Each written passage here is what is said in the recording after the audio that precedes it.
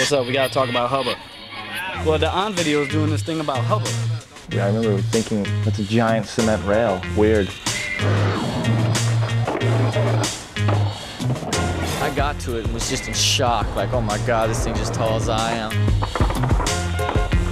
There's no pussyfooting at Hubba. Getting into the trick was 2% of the deal. It was coming out off that drop and then having that feeling of like sliding up to the block, like. It's definitely been like a spot for people, you know, it's definitely world famous. People come from all over the place to take a bite out of it and see what they can do, you know. You know, there's only a few places that you can actually remember what was done and who did it. And I think Hubba was definitely one of the biggest ones.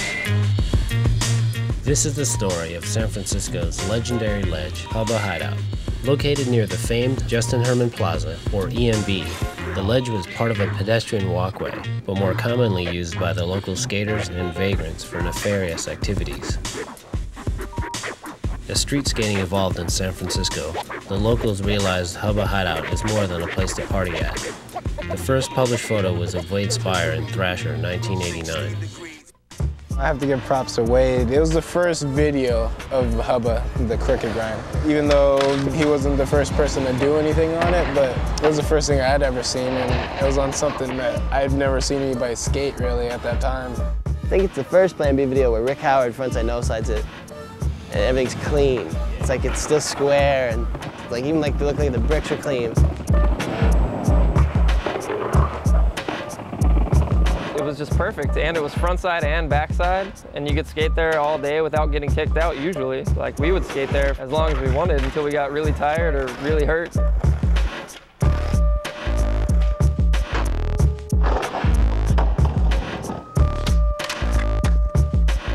As documentation appeared in magazines and videos, skaters from all over the world began showing up, and Hubba became a measuring stick for those willing to step up to the challenge. I have to say frontside blindside cross shimlin was probably one of the first groundbreaking tricks. Backside 180 nose grind is pretty burly. Definitely some danger potential there. I never saw it, but I heard Steve Olson did some crazy shit down that.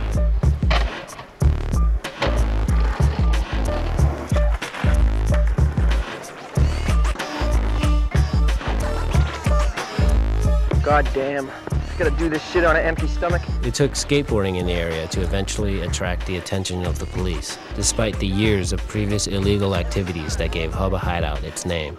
hubbaHideout, because it was like kind of hidden. A lot of people would go up there, like bums and stuff, and smoke their crack and stuff. And that's what we call we call crack hubbas. So. Vandal free. Now ID now. It was called hubbaHideout way before it was even skated. It was called hubbaHideout for like probably years, you know. Like once in a while, like homeless people would kick you out because they'd be sleeping at the bottom. Like, you're not skating today. We're having a barbecue here or something.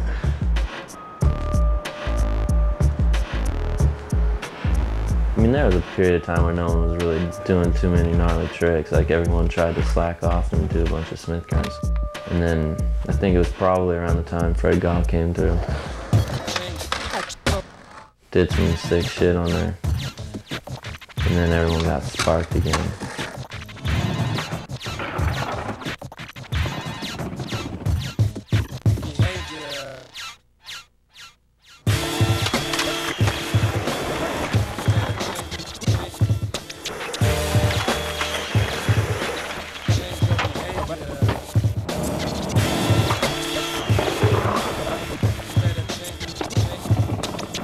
Pat's kick with no slide was so amazing.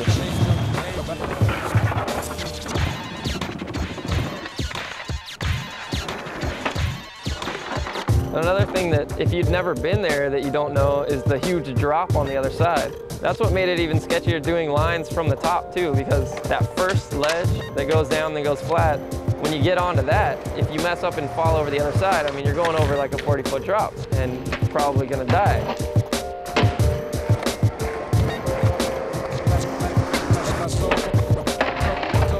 I've seen some crazy nuts manualing down that thing, like over the street and stuff.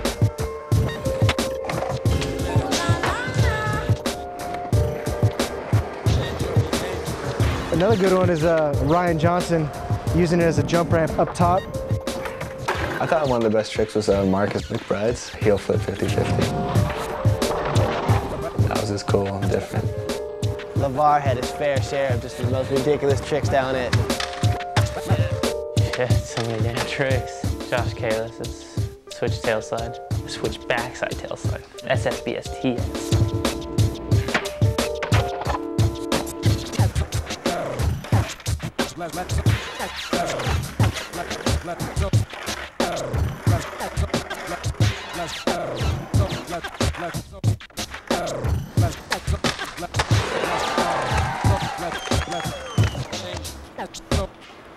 You don't go to Hubba to do a trick unless you're ready to step up.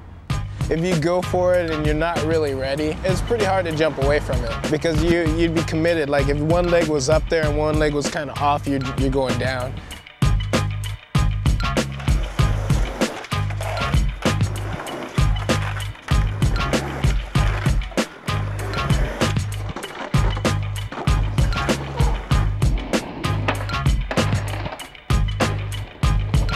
The gnarliest thing I ever saw there was just, I don't know, it was this really spontaneous thing of Brian Anderson. Like we were just at the X Games and we had to meet Brad Staba. You know, he wasn't even planning on doing anything.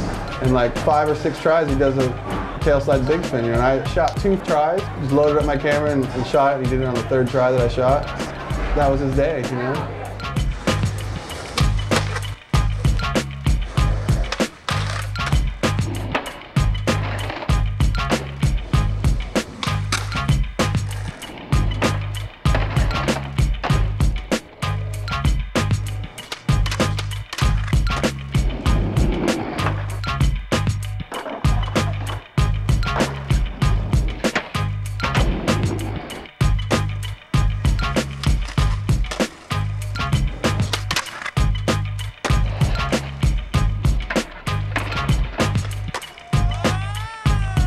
Probably the gnarliest things have gone down is Danny Garcia's non-flip, no-slide. That was sick. Frontside Bolenta fakie is pretty raw, just how high it is.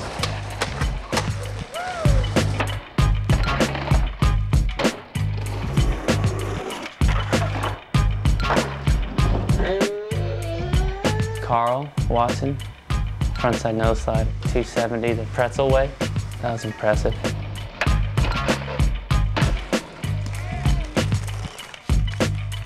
I remember just hearing about it and just going, I don't know, that was the one trick that no one had ever done, and it looked like one of the hardest ones to do.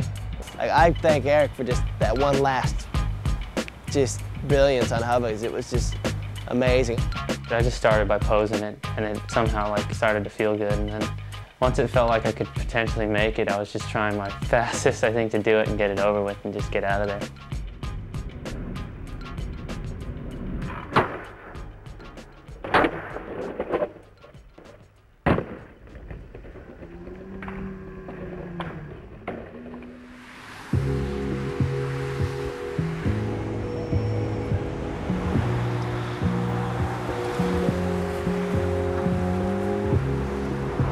It sucks because, you know, a lot of places are getting skate stopped and you can, you know, work around it, but they really did this one in, you know.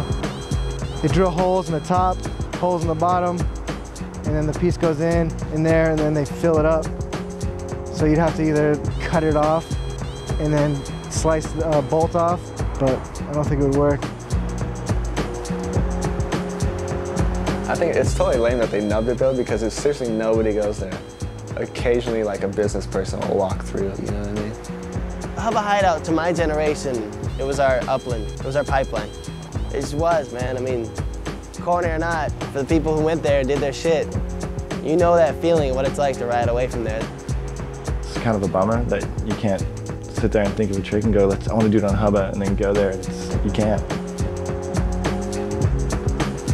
Despite being shut down for good, Hubba's influence will be felt for many years in contest courses, video games, and other spots sought out for their similarities to the legendary ledge.